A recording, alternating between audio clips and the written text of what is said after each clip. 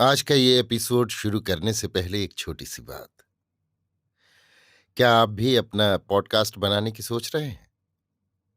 तो anchor try कीजिए। ये पॉडकास्ट बनाने का सबसे आसान तरीका है। नंबर एक, ये फ्री है। नंबर दो, इसमें कई सारे ऐसे टूल्स हैं जो आपको अपने फोन और कंप्यूटर पर रिकॉर्ड और एडिट करने की फैसिलिटी देते हैं। नंबर तीन, आप अपने पॉडकास्ट को डिस्ट्रीब्यूट भी कर सकते हैं, जिससे इसे स्पॉटिफाई और दूसरे प्लेटफॉर्म पर सुना जा सके। तो डाउनलोड कीजिए फ्री एंकर ऐप या विजिट कीजिए anchor.fm पर अपना पॉडकास्ट स्टार्ट करने के लिए। ये तो थी एक छोटी सी जानकारी, और अब शुरू करते हैं एपिसोड का सिलसिला। तो आज के एपिसोड में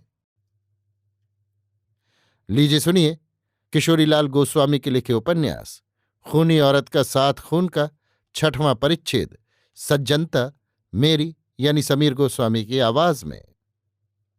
पर उस बात पर मैं अधिक ध्यान न देने पाई, क्योंकि भाई जी ने अब की बार जरा बिगड़कर यों कहा, बस बहुत हुआ। एक लड़की को अपने बड़ों के आगे इतना हठ और इतनी ढिठाई कभी न करनी चाहिए। इसलिए अब मैं तुम्हें ये आज्ञा देता हूं कि तुम इन दोनों कंबलों में से एक को बिछा लो और दूसरे को ओढ़कर सहूलियत से अपनी कोठरी में बैठ जाओ। ये सुनकर फिर मैंने कुछ भी न कहा और चुपचाप एक कंबल को धरती में डालकर मैं उस पर बैठ गई और दूसरे को मजे में मैंने ओढ़ लिया। सचमुच उस समय मुझे बड़ा जाड़ा लग रहा था, क्योंकि सवेरे मैं ठंडे पानी से खूब नहाई थी। इसलिए भाई जी की इस डांट फटकार को मैंने मन ही मन अनेक धन्यवाद दिए और सर्दी से कांपते हुए कलेजे को धीरे धीरे गर्म किया। भाई जी ने कहा, तुमने जो अपने इजहार में ये लिखाया था कि मेरे घर की सारी चीजें कालू वगैरह लूट ले गए थे, इस बात की जांच मैंने तुम्हारे गांव पर जाकर की थी। पर इस बात का ठीक ठीक पता मुझे किसी ने भी न दिया। हाँ, तुम्हारी इस बात को तुम्हारे चचा ने जरूर सकारा था, और उन्होंने मुझसे यों कहा था कि मैं जब इस घर में घुसा तब इसमें एक बोहारी भी नहीं पाई गई थी। तुम्हारे चारों बैल भी गायब है और उनका कुछ भी पता नहीं। जिस गाड़ी पर चढ़कर तुम अपने घर से रसूलपुर के थाने में गई थी, उस गाड़ी और उसके दोनों बैल का भी कुछ पता नहीं लगा कि वे क्या हुए या उन पर किसने अपना कब्जा किया।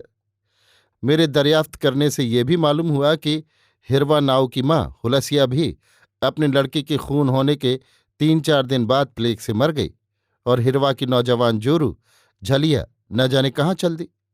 इसके अलावे तुम्हारे इजहार में कहे हुए हिरवा, नब्बू, धाना, परसा और कालू, ये पांचों तो खून हो ही चुके हैं, और इन पांचों के अलावे बाकी के वे जो घीसू, बहादुर, तिनकौड़ी, हेमू, कतलू, रासू और लालू वगैरह 7 आदमी थे, उनका भी मैंने पता लगाया, जिस पर मुझे ये मालूम हुआ कि प्लेग देवता इन 7 को भी चट कर गए हैं। केवल इतना ही नहीं, वरन तुम्हारे वे तीनों चरवाहे भी, जिनका नाम ढोड़ा, घोंघा और फल्गू था, प्लेग की भेंट हो गए। फिर मैं रसूलपुर के चौकीदार दियानत हुसैन और रामदयाल से भी मिला, पर उन दोनों ने मुझसे वही बात कही जो कि वे अपने अपने इजहार में कह चुके हैं। अर्थात उन दोनों ने ये कहा कि हाँ, दुलारी नाम की एक जवान लड़की बैलगाड़ी पर यहाँ आई थी, जिसे कोठरी में बंद करके हींगन चौकीदार के साथ अब्दुल्ला थानेदार इस लड़की के गांव पर 5-5 खून का पता लगाने उसी लड़की की बैलगाड़ी पर चढ़कर गए थे।